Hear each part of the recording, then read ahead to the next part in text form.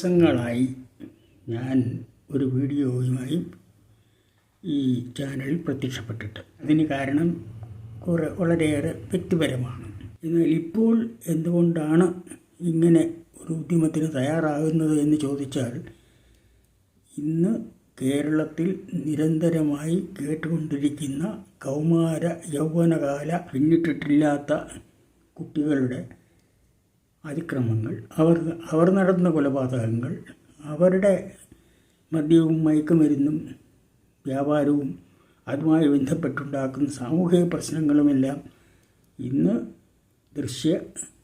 അച്ചടി മാധ്യമങ്ങളിൽ ഒരു പ്രധാന പ്രശ്നമായി ഉയർന്നു വന്നിരിക്കുകയും അതിനോട് പോലും കേരള സർക്കാർ വളരെ നിഷ്ക്രിയമായ നിരുത്തരവാദിത്വപരമായൊരു സമീപനം സ്വീകരിക്കുകയും ചെയ്തിരിക്കുന്ന പശ്ചാത്തലത്തിൽ ആണ് ഞാൻ ഈ വീഡിയോയുമായി എത്തുന്നത്. അതിന് മറ്റൊരു കാരണമുണ്ട്.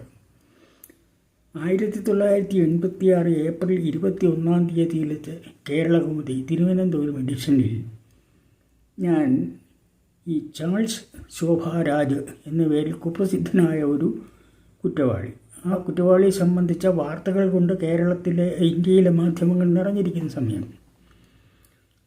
അങ്ങനെയുള്ളൊരു സമയത്ത് ചാൾസ് ശോഭാരാജിനെ ഒരു കാൽപ്പനിക നായകനായിട്ട്, ഒരു വീരപുരുഷനായി, ഇവിടുത്തെ അന്ന് അച്ചടി മാധ്യമങ്ങളാണ് പ്രധാനമായിട്ടുള്ളത്, പ്രധാന വീരപുരുഷനായി നമ്മുടെ അച്ചടി മാധ്യമങ്ങളിൽ നിറഞ്ഞ് തുള്ളിക്കൊണ്ടിരിക്കുകയും അയാൾക്ക് ധാരാളം ആരാധകർ, യുവാക്കൾക്കിടയിലും മറ്റുള്ളവർക്കിടയിലും ധാരാളം ആരാധകർ ഉണ്ടാവുകയും ചെയ്തു. ആ കൂട്ടത്തിൽ ഏറ്റവും ശ്രദ്ധേയമായി എനിക്ക് തോന്നിയ ഒരു കാര്യമാണ്, അന്ന് ഒരു വനിതാ പ്രൊഫസർ അവരുടെ ഭർത്താവിനെയും മക്കളെയും എല്ലാം ഉപേക്ഷിച്ച് ശോഭാരാജിനെ പ്രണയിക്കുവാനും കല്യാണം കഴിക്കുവാനും, ജയിലിൽ കിടക്കുന്ന സമയത്ത് തന്നെ അയാളെ കല്യാണം കഴിക്കുവാനും തയ്യാറായി മുന്നോട്ട് വന്നത്. ആ സംഭവം കണ്ടപ്പോൾ അത് എന്നിൽ ഉണർത്തിയ പ്രതികരണമാണ് ഞാൻ കേരള കൗമുദിയിൽ അങ്ങനെ കുറ്റവാളികൾ കാൽപ്പനിക നായകനാകുന്നു എന്ന പേരിലൊരു കുറിപ്പ് എഴുതിയത്. സാധാരണ പോലെ തന്നെ ആ കുറിപ്പും നമ്മുടെ വായനക്കാരോ മറ്റ് ജനങ്ങളോ ആരും സർക്കാരോ ഒന്നും ശ്രദ്ധിച്ചില്ല. അങ്ങനെ അന്ന് ഞാൻ ആ ലേഖനത്തിൽ ആ കുറിപ്പിൽ പറഞ്ഞിരുന്ന കാര്യം, ഇത് സാമൂഹ്യ മൂല്യങ്ങളെയും കുടുംബ ബന്ധങ്ങളെയും കുടുംബത്തിലെ മൂല്യങ്ങളെയും എല്ലാം തകർക്കുന്ന ഒരു സംഭവമാണ്. ഈ കുറ്റവാളികളെ ഗ്ലോറിഫൈ ചെയ്യുന്നതിന് വേണ്ടി മാധ്യമങ്ങളും മറ്റ് ഏജൻസികളും നടത്തുന്ന ശ്രമമെന്നും, ഇതിനെ വേണ്ടുന്ന രീതിയിൽ തടയിടാൻ തയ്യാറായില്ല എങ്കിൽ ഇത് നമ്മുടെ രാജ്യത്തെ, നമ്മുടെ നാട്ടിനെ ഹിംസാത്മകമായൊരു ഭാവിയിലേക്ക്, മൂല്യബോധമില്ലാത്ത ഒരു ജനസമൂഹത്തിലേക്ക്, സാർവത്രികമായ തകർച്ചയിലേക്ക്, അക്രമങ്ങളിലേക്ക് ഒക്കെ നയിക്കും എന്ന് ഞാൻ അതിൽ പറഞ്ഞിരുന്നു.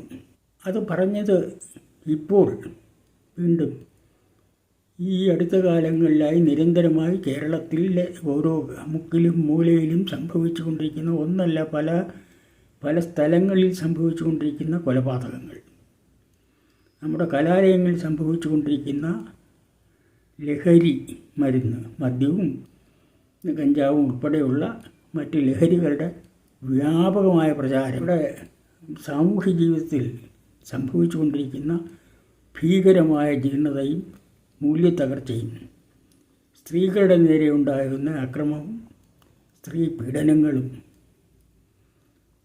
ഇങ്ങനെ എണ്ണിപ്പറയുവാൻ കഴിയുന്ന രീതിയിൽ ദൈനംദിനം നമ്മുടെ വാർത്താമാധ്യമങ്ങളിൽ തുറന്നു നോക്കിയാൽ, അവയെ ചാനലുകളിൽ നോക്കിയാൽ കാണുന്ന ഈ ഭീകരമായൊരു സാഹചര്യം സഹിക്കുവാൻ കഴിയാത്തത് കൊണ്ട് ഇവിടുത്തെ ഇപ്പോൾ പല പത്രങ്ങളും ചില ചാനലുകളുമെല്ലാം അതിനെതിരെ ശബ്ദിച്ചു തുടങ്ങിയിട്ടുണ്ട്. എങ്കിൽ പോലും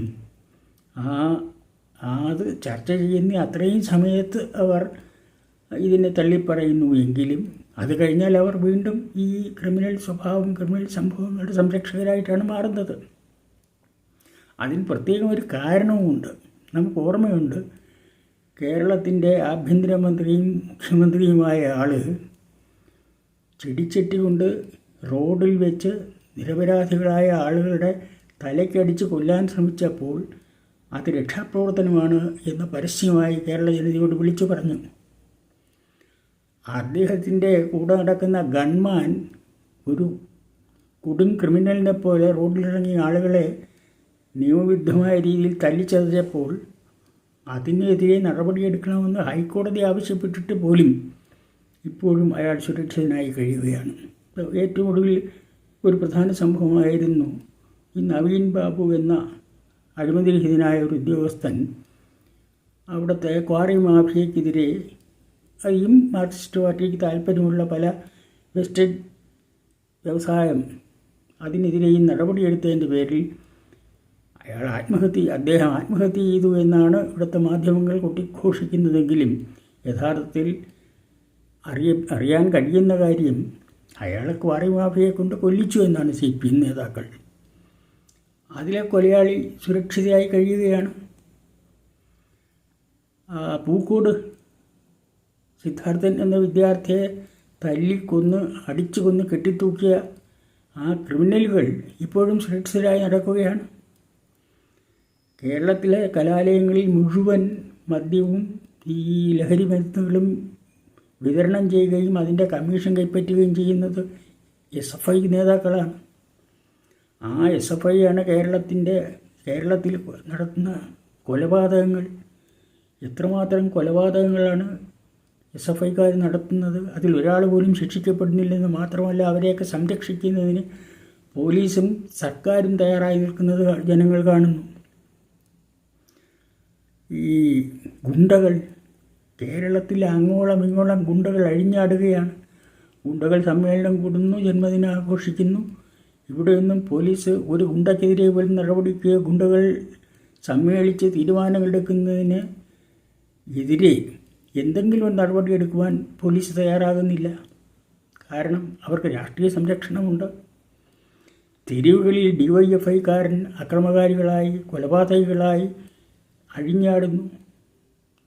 CIT എന്ന ഗുണ്ടാസംഘം ജനങ്ങളെ ആക്രമിക്കുകയും കടന്നാക്രമിക്കുകയും കൊല്ലുകയും കൊലവിളിക്കുകയും ചെയ്യുന്നു.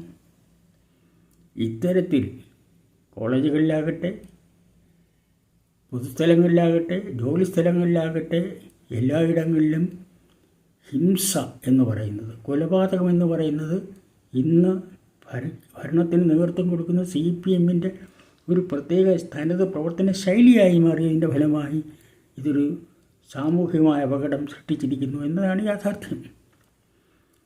ഇത് ഒരു മേഖലയിൽ മാത്രം ഒതുങ്ങുന്നില്ല. ഇക്കാര്യത്തിൽ നമ്മുടെ ഹൈക്കോടതിയുടെ സമീപനം എന്താണ്? 45ഓളം ക്രിമിനൽ കുറ്റങ്ങളിൽ, കൊടും ക്രിമിനൽ കുറ്റങ്ങളിൽ പ്രതിയായ ആർഷോ എന്ന് പറയുന്ന SFIയുടെ നേതാവ് ഇപ്പോഴും സ്വതന്ത്രമായി ഹൈക്കോടതിയിലെ 2 ജഡ്ജിമാരുടെ സഹായത്തോടു കൂടി അയാൾ വിലസുകയാണ്. ഹൈക്കോടതി നവീൻ ബാബുവിൻ്റെ കേസ് CBIക്ക് വിടണമെന്നൊരു പരാതി കോടതിയുടെ മുമ്പിൽ ചെന്നപ്പോൾ ഹൈക്കോടതി എന്താണ് ചെയ്തത്? അവിടെ പ്രതികളെ സംരക്ഷിക്കുന്ന നിലപാട് ഹൈക്കോടതി സ്വീകരിക്കുകയും കൊലപാതകികളുടെ മനുഷ്യാവകാശങ്ങളെക്കുറിച്ച് ഘോരഘോരം പ്രസംഗിക്കുകയും കൊല്ലപ്പെട്ടവൻ്റെ മനുഷ്യാവകാശങ്ങൾ അവഗണിക്കുകയും ചെയ്യുന്ന നീതിന്യായ കോടതികൾ. ഇവയെല്ലാം നൽകുന്ന സന്ദേശത്തിൻ്റെ ഫലമാണ് ഇന്ന് നിരന്തരമായി ആർക്കും ആരെയും ഒരു കാരണവശാലും ശിക്ഷിക്കപ്പെടുകയില്ല എന്നും, അഥവാ ശിക്ഷിക്കപ്പെടുമെന്ന് സംശയം തോന്നിയാൽ CPMൽ ചെന്ന് ചേർന്നാൽ മതി. കാപ്പ കൊലപാതകികളെ ജയിലിൽ നിന്ന് ഇറങ്ങിയെന്നുടനെ ഏറ്റുവാങ്ങിച്ച് സ്വീകരിക്കാൻ ചെന്ന ഇവിടുത്തെ മാർക്സിസ്റ്റ് പാർട്ടിയുടെ പത്തനംതിട്ട ജില്ലാ സെക്രട്ടറിയും ആരോഗ്യവകുപ്പ് മന്ത്രിയും സാമൂഹ്യക്ഷേമ വകുപ്പ് മന്ത്രിയൊക്കെ വീണ ജോർജൊക്കെയാണ്. അപ്പോൾ ഇത്തരത്തിൽ ക്രിമിനലുകൾക്ക് കിട്ടുന്ന സംരക്ഷണം ഒരു കാര്യം നമ്മൾ ഓർക്കണം. ഒരു ജനതയുടെ സാമൂഹ്യ സുരക്ഷിതത്വവും അവരുടെ മാനസിക ആരോഗ്യവും ഒരു രാഷ്ട്രീയ ഉൽപ്പന്നമാണ്. ഒന്ന്, കേരളത്തിൽ 10 പേർക്ക് തൊഴിൽ കൊടുക്കുന്ന ഒരു തൊഴിൽ സ്ഥാപനമില്ല. കേരളത്തിൽ വിദ്യാലയങ്ങളിൽ ശരിക്കും ജെന്യുവിനായിട്ടുള്ള വിദ്യാർത്ഥികൾക്ക് പഠിക്കാൻ കഴിയാത്ത രീതിയിൽ SFI വ്യാപകമായി അക്രമം അഴിച്ചു വിടുകയും ഈ മദ്യവും മയക്കുമരുന്നുകളും പ്രചരിപ്പിക്കുകയും അതിനവർക്ക് ഗുണ്ടാപ്പീസ് കൊടുക്കാത്തവരെ തല്ലിച്ചതയ്ക്കുകയും ചെയ്യുന്ന സംഭവം ദിവസവും റിപ്പോർട്ട് ചെയ്യപ്പെട്ടുകൊണ്ടിരിക്കുന്നു. ഏതിൻ്റെയെങ്കിലും പേരിൽ നടപടിയെടുക്കാത്ത സാഹചര്യത്തിൽ കേരളത്തിലെ വിദ്യാർത്ഥികൾ കേരളത്തിന് പുറത്തേക്ക് ശരിക്ക് വിദ്യാഭ്യാസം ആഗ്രഹിക്കുന്ന ആളുകൾ കേരളത്തിന് പുറത്തേക്ക് പോയിക്കൊണ്ടിരിക്കുന്നു. ഇങ്ങനെ ഒരു സാഹചര്യമാണ് കേരളത്തിൽ, അതായത് കേരളത്തിൻ്റെ രാഷ്ട്രീയ സാഹചര്യം എന്ന് പറയുന്നത്. കേരളത്തിലെ പോലീസ് മന്ത്രിക്ക് പരസ്യമായ നിലപാടെടുക്കുന്ന ഗുണ്ടകളെ സംരക്ഷിക്കുന്ന നിലപാട്, എല്ലാ ക്രിമിനലുകളെയും സംരക്ഷിക്കുന്ന നിലപാടെടുക്കുന്നയാളാണ് കേരളത്തിൻ്റെ പോലീസ് മന്ത്രി. അപ്പോൾ ഇങ്ങനെ വരുന്ന ഒരു സാഹചര്യത്തിൽ കേരളത്തിലെ ജനങ്ങൾക്ക് പ്രത്യാശയില്ല, യുവാക്കൾക്ക് യാതൊരു തരത്തിലുള്ള പ്രത്യാശയ്ക്കുള്ള അവകാശമില്ല, അതിനുള്ള സാഹചര്യങ്ങളില്ല. അതായത് സർഗാത്മകമായ ചിന്തകൾക്കോ സർഗാത്മകമായ രാഷ്ട്രീയമോ കേരളത്തിൽ ഇല്ലാതായിരിക്കുന്നു. കേരളത്തിൽ ഒരു ക്രിമിനൽ മനഃശാസ്ത്രം കേരളത്തെ കീഴടക്കിയിരിക്കുന്നു. ആ ക്രിമിനൽ മനഃശാസ്ത്രം കേരളത്തെ കീഴടക്കാൻ ഉണ്ടായിരിക്കുന്ന സാഹചര്യം രാഷ്ട്രീയമായി സൃഷ്ടിക്കപ്പെട്ടതാണ്. ഇവിടെ അക്രമികളാരും ശിക്ഷിക്കപ്പെടുകയില്ല. അക്രമികൾക്ക് സംരക്ഷണം കൊടുക്കുന്നതിന് പോലീസിനെ ഭരിക്കുന്ന രാഷ്ട്രീയ നേതൃത്വം എപ്പോഴും തയ്യാറായിരിക്കുന്നു. ആ ഒരു സാഹചര്യത്തിൽ നിരന്തരമായി ക്രിമിനൽ സംഭവങ്ങൾ ഉണ്ടാവുകയും ഒരു 10-23 വയസ്സുള്ള ഒരു ഒരു കുട്ടി 5-6 പേരെ സ്വന്തം ബന്ധുക്കളെയൊക്കെയാണ് വെട്ടിക്കൊല്ലുകയൊക്കെ ചെയ്യുന്ന സാഹചര്യത്തിലേക്ക് കേരളം മാറി. ഇതൊന്നും കേരളത്തിലെ ജനങ്ങളുടെ മനസ്സിനെ മരവിപ്പിക്കുന്ന ഇത്തരം സംഭവങ്ങളൊന്നും കേരളത്തിൽ ഒരു പ്രശ്നമല്ലാത്ത സാഹചര്യമായി മാറിയിരിക്കുന്നു. ഈ അപകടകരമായ സാഹചര്യത്തെക്കുറിച്ച് ഞാൻ 39 വർഷം മുമ്പ് നൽകിയ താക്കീതാണ് എൻ്റെ ഈ കേരള കൗമുദിയിൽ എഴുതിയ കുറിപ്പിലുള്ളത്. അപ്പം ഞാൻ അന്ന് പറഞ്ഞ അതേ കാര്യങ്ങൾ ഇപ്പോൾ യാഥാർത്ഥ്യമായി നമ്മുടെ മുമ്പിൽ നിൽക്കുന്നു. നമ്മുടെ കുഞ്ഞുങ്ങൾക്ക് പോലും സുരക്ഷിതമായി പുറത്തിറങ്ങി നടക്കാൻ കഴിയാതായിരിക്കുന്നു. വിദ്യാഭ്യാസം നിഷേധിക്കപ്പെട്ടിരിക്കുന്നു. ഇവിടെ കേരള സർക്കാർ ചെയ്യുന്ന എന്താണ്? അപ്പോഴും മദ്യശാല ഉണ്ടാക്കാനാണ് ശ്രമം.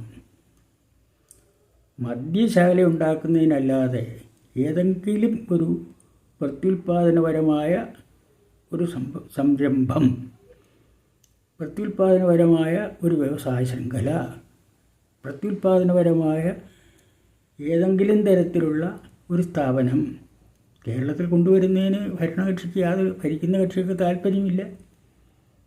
അവർക്കതിൽ ഉദ്ദേശമില്ല. അവർക്ക് മദ്യ നിർമ്മാണ കമ്പനി കൊണ്ടുവരണം. ആ മദ്യവും കൂടെ അവസാനം അതിൻ്റെയും കൂടെ ദുരന്തഫലം കേരളത്തിലെ സമൂഹത്തിലെ ജനങ്ങൾ ഈ തരത്തിൽ അനുഭവിക്കേണ്ടി വരികയും ചെയ്യും. ഇതാണ് ഇവിടെ ആത്യന്തികമായി സംഭവിക്കുന്നത്. അതായത് കേരളത്തിൽ ഇന്നത്തെ അക്രമകരമായ സാഹചര്യം ഉണ്ടാക്കിയതിൻ്റെ ഏറ്റവും പ്രധാനപ്പെട്ട ഉത്തരവാദി CPIM-ഉം അതിൻ്റെ പോഷക സംഘടനകളുമാണെന്ന് നിസ്സംശയം പറയാം. ഈ അധ്യാപകർ എന്ന് പറയുന്ന ഒരു മാന്യന്മാരായ സംഘടന, മാർക്സിസ്റ്റുകാരുടെ അധ്യാപക സംഘടനകളുടെ അവരും കോളേജ് കലാലയങ്ങളിൽ നടക്കുന്ന കൊലപാതകങ്ങളെ പിന്തുണയ്ക്കുന്നവരും അതിനെ സംരക്ഷിക്കുന്നവരുമാണ്. അധ്യാപകർ പോലും അങ്ങനെ അവിടുത്തെ മറ്റേ NGO യൂണിയൻ അവരുടെയും ജോലി ഇതുതന്നെയാണ്. അഴിമതിയെ സംരക്ഷിക്കുക. ട്രഷറിയിൽ നിന്നൊക്കെ പണം അടിച്ചു മാറ്റുന്നത് കണ്ടിട്ടില്ലേ? അഴിമതിയെ സംരക്ഷിക്കുക, അക്രമങ്ങളെ സംരക്ഷിക്കുക, എല്ലാത്തരം വൃത്തികേടുകളെയും സംരക്ഷിക്കുക. ഇതാണ് അവരും ഇന്ന് ചെയ്തുകൊണ്ടിരിക്കുന്നത്. അതായത് മാതൃകാപരമായ ഒരു പ്രവർത്തനത്തിന് പകരം ഇങ്ങനെ സ്വാർത്ഥ താല്പര്യത്തിൻ്റെ അടിസ്ഥാനത്തിൽ പണം ഉണ്ടാക്കാൻ വേണ്ടി ഏത് ദുശീലങ്ങളും കുറുക്കുവഴികളും സ്വീകരിക്കുകയും പണം കൊടുക്കാത്ത ആളെ കൊല്ലുകയും ചെയ്യാൻ ഉള്ള മാനസികാവസ്ഥയിലേക്ക് കേരളത്തിലെ രാഷ്ട്രീയ ബോധത്തെ വളർത്തിയെടുത്തത് CPM-ആണ്. മറ്റൊരു സംഘടനയ്ക്കും അതിൽ പങ്കില്ല എന്ന് തീർത്തു പറയാം. ഇങ്ങനെ ഒരു രാഷ്ട്രീയ സാഹചര്യത്തിലാണ് ഈ അപകടങ്ങൾ കേരളത്തിലെ സാമൂഹിക ജീവിത തകർച്ച സംഭവിച്ചിരിക്കുന്നതെന്ന് മനസ്സിലാക്കി അതിന് പരിഹാരം കാണുവാൻ ഒരൊറ്റ മാർഗമേ ഉള്ളൂ. ആ മാർഗം ഞാൻ പല പ്രാവശ്യം ഇതുപോലെ സൂചിപ്പിച്ചിട്ടുള്ളതാണ്. നമ്മൾ സർഗാത്മകമായ രാഷ്ട്രീയത്തിനെ പിന്തുണയ്ക്കുകയും ഈ ദുരന്തങ്ങൾ സൃഷ്ടിക്കുന്ന രാഷ്ട്രീയം, ഹിംസാത്മകമായ രാഷ്ട്രീയം, ലളിതമായി പറഞ്ഞാൽ കൊലപാതക രാഷ്ട്രീയവും മദ്യവും മയക്കുമരുന്നും കൊണ്ടുള്ള രാഷ്ട്രീയവും കേരളത്തിൽ അവസാനിപ്പിക്കാതെ ഈ കേരളത്തിനൊരിക്കലും സുരക്ഷിതത്വം വാഗ്ദാനം ചെയ്യുവാൻ കഴിയുകയില്ല.